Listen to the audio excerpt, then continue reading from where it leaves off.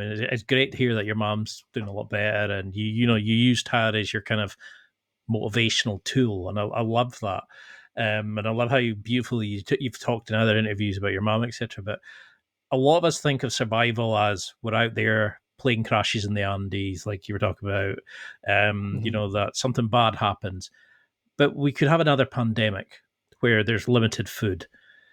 Hmm. Would you want people just now to learn about growing vegetables? Like even if it's just have some cherry tomatoes and peppers, because I've got plants through there growing.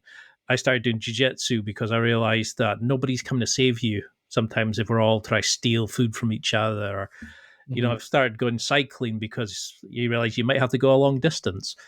What are these kind of, in the military, I think they talk about bang out bags. So it's like Hmm. the kit you need for when you're going out.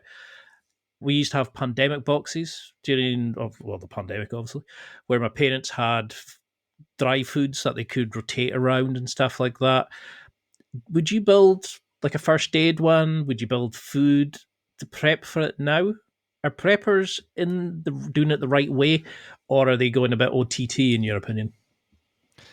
So I think the spectrum of what a prepper is kind of very very vast, Yeah. and I think the heart of it, the sentiment of it is in my opinion something that I would want to replicate in my life, at least being prepared with food, with medication, with your training, and your resources and your security as well. I think all those, and communications is also a really important one, but having all these little facets and slowly adding into your family and your household is super important.